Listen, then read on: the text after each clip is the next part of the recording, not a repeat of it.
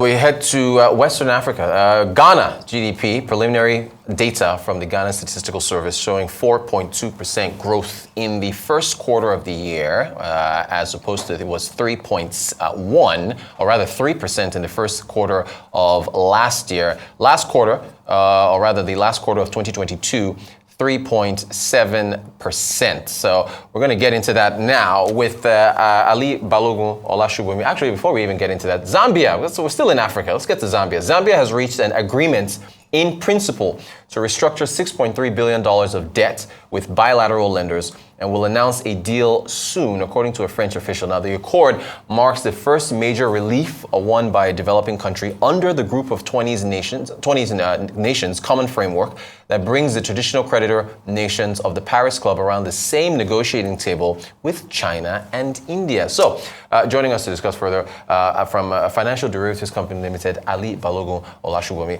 You're very welcome, Alli-Balogun. Thanks for joining us. Thank you for having me. Let's start with Ghana. What do you make of that 4.2% print for the first 3 months of this year? So I think it is very impressive that they've been able to recover from their currency crash last year. So the growth in the economy can be attributed to the relief they got from IMF. Okay. So the deal is supposed to be for $3 billion. Yeah. And as at now, they've received 600 million. So infusing that amount of cash into the economy actually bodes well for them. So the services sector, agriculture, ICT was good for them.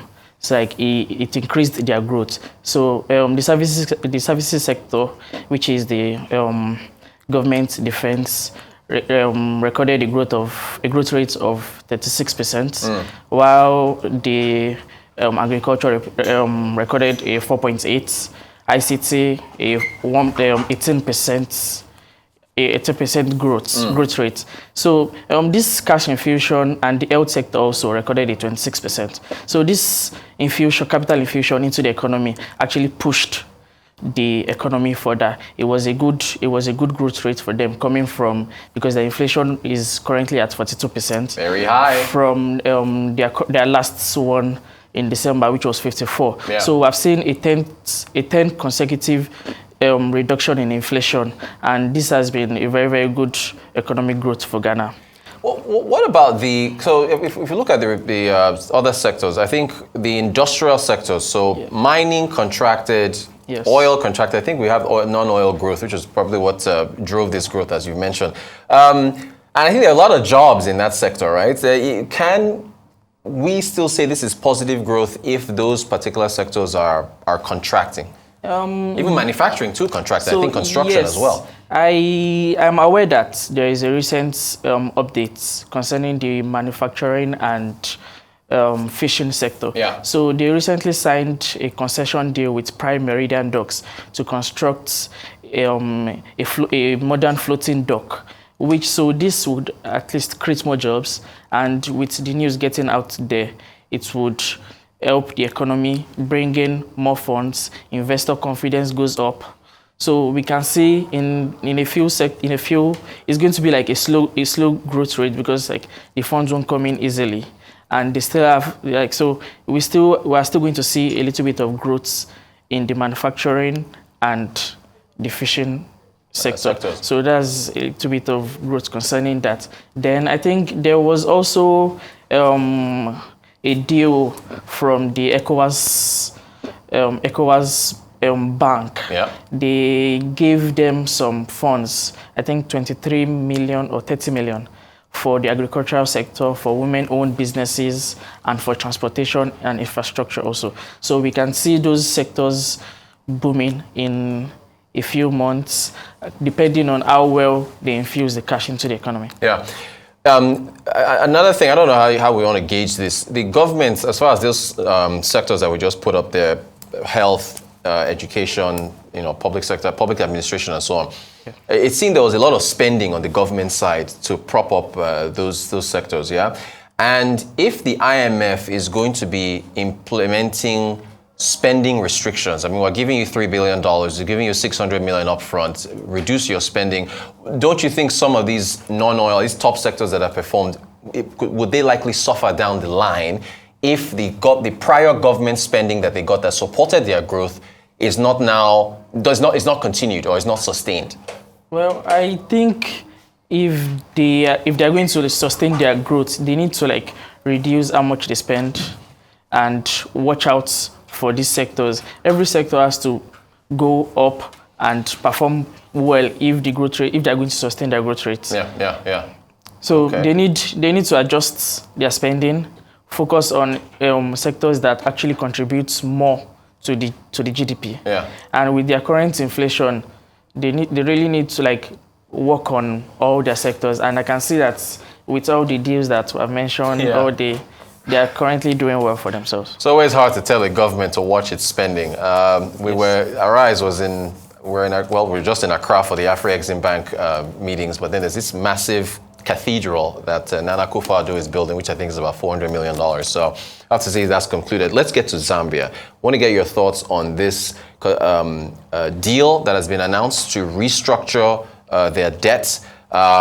Zambian bonds, Euro bonds have been responding. It looks like investors seem to like what they're hearing. Good news for Zambia?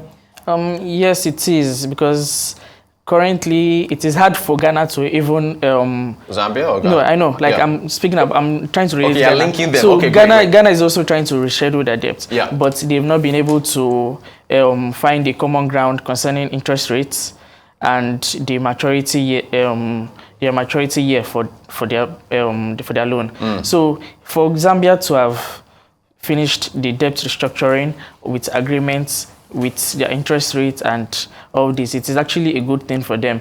They are, funny enough, their currency right now is rallied up to 12%. One of the best performing so far this year, right? It went above El Salvador and Argentina. Yeah. So I think it is a good update from them, and it shows progress. So they are currently, I think, over 70 countries close to debt distress right now. Yeah. So they need to work with India's the 20 group, the framework. Yeah. So they are focusing on trying to help the developing countries and help, because they said it is getting towards the middle, the developed countries also, since they cannot service their debts.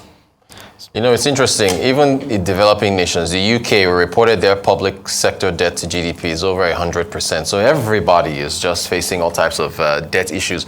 If we still have macroeconomic shocks that continue through the year, will they be able to sustain these restructured debt programs? So look at Nigeria. We paid off our Paris debts under the Obasanjo administration, but now look where debt is now. We're heading to 80-something trillion. So for a Zambia, for a Ghana, for a Nigeria, Morocco, Tunisia, Kenya, Ethiopia, everybody on the continent, Singapore, Sri Lanka, Argentina, everybody else, if there are more shocks through this year, fiscal year, or unknown shocks in the future, aren't they right back where they started? Are you not back in trouble once more? Yeah. Is all this not wasted if you fall back into... Yeah. So, yes, they are in trouble. So they currently signed a memorandum of understanding where all creditors have to be treated the same way. Yeah. And they extended the debt by, I think, 20 years with 3 years grace. So I think they would also have to increase the interest rates they are paying. Yeah. So any shocks or any shock that comes in, they would have to be in for it. They have to prepare well. Yeah. And these things don't come in, they don't give any notice. Right, they just come out of nowhere. Yeah, so they have to prepare very, very well for it. Fascinating times. Alli-Balogun Olasubomi, analyst with Financial Derivatives Company Limited. So much to discuss looking down at the rest of the year as far as debt is concerned. Thank you so much for your time. Appreciate you coming in.